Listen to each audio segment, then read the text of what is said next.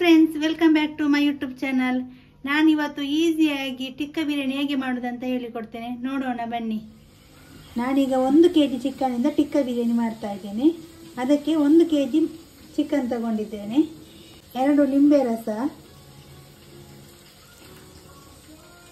3 tea spoon red chilli powder,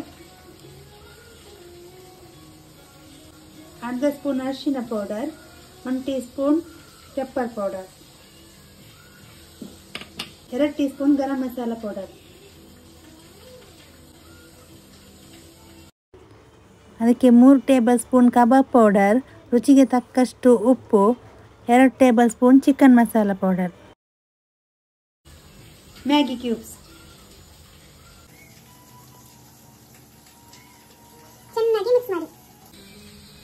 ಚೆನ್ನಾಗಿ mix ಆಗಿದೆ. ಇನ್ನು 1 ಗಂಟೆ ಮ್ಯಾರಿನೇಟ್ ಮಾಡಿ ಇಡಬೇಕು. 3 ಟೇಬಲ್ ಸ್ಪೂನ್ ಮೊಸರು, 2 table spoon ginger garlic paste, ಅದೆರಡನ್ನು ಆ್ಯಡ್ ಮಾಡಿ. ನಾನು ಹಾಕುವ ವಿಡಿಯೋ ಅದು ಸ್ಕಿಪ್ ಆಗಿದೆ.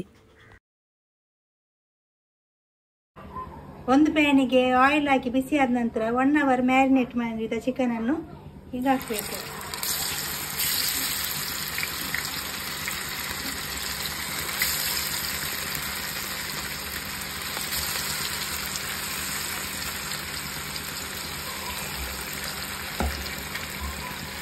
ಈಗ ಚೆನ್ನಾಗಿ ಫ್ರೈ ಆಗಲಿ. ಇವಾಗ ಇದಿಷ್ಟು ಫ್ರೈ ಆದರೆ ಸಾಕು. ಈಗ ಇದನ್ನು ಮಗಚಿ ಹಾಕಲಿಕ್ಕೆ.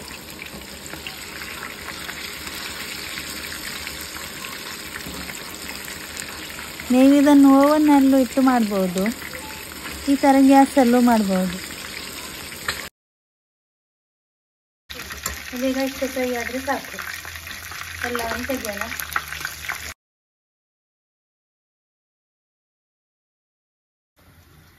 ಇನ್ನು ಹಾಗೆ ಎಲ್ಲ ಉಳಿದದನ್ನು ಮತ್ತೆ ಹಾಗೇನೆ ಫ್ರೈ ಮಾಡೋಣ.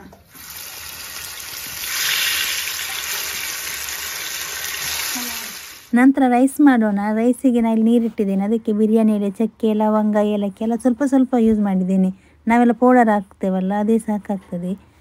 ನಾನಿಲ್ಲಿ ಬಾಸ್ಮತಿ ರೈಸ್ ತಗೊಂಡಿದ್ದೇನೆ. ನೀರು ಕುದಿಯೋವರೆಗೆ ಇದು ನೆನೆದರೆ ಸಾಕು, ಜಾಸ್ತಿ ನೆನೆಯೋದು ಬೇಡ. ಈಗ ನೀರು ಕುದಿ ಬರ್ತಾ ಉಂಟು. ಇವಾಗ ಇದಕ್ಕೆ ಅಕ್ಕಿಯನ್ನು ಹಾಕೋಣ. ಸ್ವಲ್ಪ ಬೇಯುವಾಗಲೇ ತೆಗಿಬೇಕು ಆಯ್ತಾ, ಜಾಸ್ತಿ ಬೇಯಬಾರ್ದು ಅಕ್ಕಿ. ರೈಸ್ ಉದುರಾಗಿ ಬರಲು 1 ಸ್ಪೂನ್ ಆಯಿಲ್ ಹಾಕೋಣ. ನಾನಿಲ್ಲಿ ಸನ್ಫ್ಲವರ್ ಆಯಿಲ್ ಯೂಸ್ ಮಾಡ್ತಾ ಇದ್ದೇನೆ. ಇದೀಗ ಎಷ್ಟು ಬೆಂದರೆ ಸಾಕು. ಸ್ವಲ್ಪ ಬೇಯಲಿಕ್ಕೆ ಉಂಟಂತ ಹೇಳುವಾಗಲೇ ಅದರ ನೀರನ್ನು ಸೋರಿಸ್ಬೇಕು. ಅದರ ಆವಿಯಲ್ಲಿ ಅದು ಚೆಂದ ಬೇಯ್ತದೆ.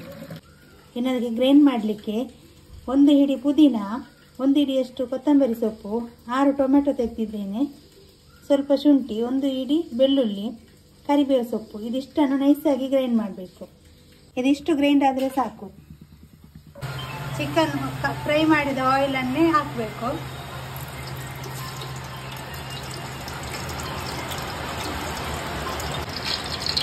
ಎಣ್ಣೆ ಬಿಸಿ ಆದಾಗ ಕರಿಬೇವು ಸೊಪ್ಪು ಹಾಕಿ.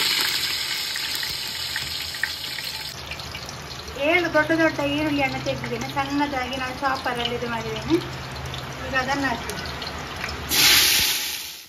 ಇದೀಗ ನೋಡಿ ಇಷ್ಟು ಫ್ರೈ ಆದರೆ ಸಾಕು. ಇನ್ನು ಇದಕ್ಕೆ 1 Maggi cubes, 1 table spoon chicken masala powder, 2 table spoon biryani masala powder, 2 table red chilli powder, 2 table spoon garam masala powder, ಇದಿಷ್ಟನ್ನು ಹಾಕಿ ಚೆನ್ನಾಗಿ ಫ್ರೈ ಮಾಡಿ.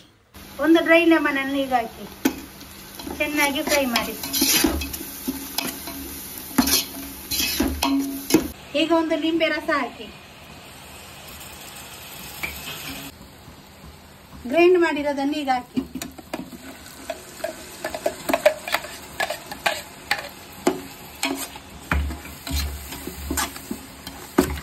ಇದು ಸ್ವಲ್ಪ ಕುದಿ ಬಂದ ಮೇಲೆ ಚಿಕನ್ ಹಾಕಬೇಕು. ರುಚಿಗೆ ತಕ್ಕಷ್ಟು ಉಪ್ಪು ಹಾಕಿ. ಉಪ್ಪು ನೋಡ್ಕೊಂಡು ಹಾಕಿ. ನಾವು ಚಿಕನಿಗೆ ಹಾಕಿದ್ದೇವೆ ಮತ್ತು ರೈಸಿಗೆ ಹಾಕಿದ್ದೇವೆ, ಸ್ವಲ್ಪ ಹಾಕಿದರೆ ಸಾಕು. ಇದೀಗ ಇಷ್ಟು ಕುದಿ ಬಂದರೆ ಸಾಕು. ಫ್ರೈ ಮಾಡಿದ ಚಿಕನನ್ನು ಈಗ ಹಾಕೋಣ.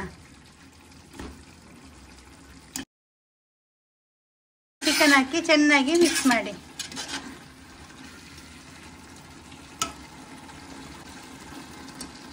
ಚೆನ್ನಾಗಿ ಒಂದು ಕುದಿ ಬರಲಿ.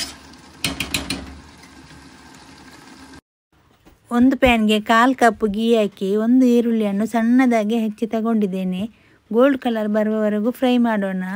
ಇದು ದಮ್ ಕೊಡುವಾಗ ಗಾರ್ಲಿಶಿಗೆ ನಾವೀಗ ರೆಡಿ ಮಾಡಿ ಇಟ್ಕೊಳ್ಳೋಣ. ಇದೀಗ ಇಷ್ಟು ಫ್ರೈ ಆದರೆ ಸಾಕು, ಇನ್ನು ತೆಗೆಯುವ. ನಂತರ ಗಾರ್ಲಿಶಿಗೆ ರೆಡಿ ಮಾಡೋಣ. ಎಲ್ಲೋ ಫುಡ್ ಕಲರ್, ಫ್ರೈ ಮಾಡಿದ ಆನಿಯನ್, ಕೊತ್ತಂಬರಿ ಸೊಪ್ಪು, ಪುದೀನ, 1 ಕಪ್ ಗೀ. ಆನಂತರ ಇದರ ಚಿಕನ್ ಪೀಸನ್ನೆಲ್ಲ ಸಪ್ರೇಟ್ ಮಾಡಿಡಬೇಕು. ಈ ಮಸಾಲೆಗೆ ಈಗ ರೈಸ್ ಹಾಕಿ, ಸ್ವಲ್ಪನೇ ರೈಸ್ ಹಾಕಿ, ಉದುರಾಗಿ ಹಾಕಿ. ಎಲ್ಲ ಒಮ್ಮೆಲೆ ಹಾಕಬೇಡಿ, ಸ್ವಲ್ಪ ಹಾಕಿದರೆ ಸಾಕು.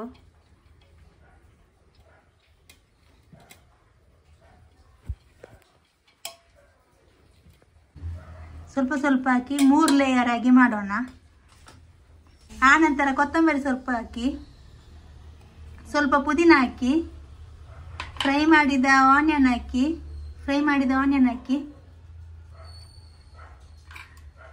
ಎಲ್ಲೋ ಫುಡ್ ಕಲರನ್ನು ಹಾಕಬೇಕು. ಮತ್ತೆ ಸ್ವಲ್ಪ ಗೀ ಹಾಕಬೇಕು.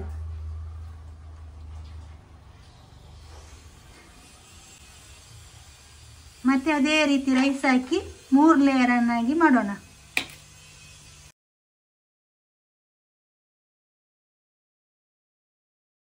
ಮೂರು ಲೇಯರ್ ಈಗ ನಾ ಮಾಡಿದ್ದೇನೆ.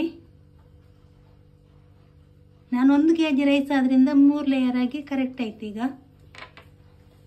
ಆವಾಗಲೇ ನಾವು ತೆಗೆದಿಟ್ಟ ಚಿಕನ್ ಪೀಸನ್ನು ಈಗ ಹಾಕಬೇಕು.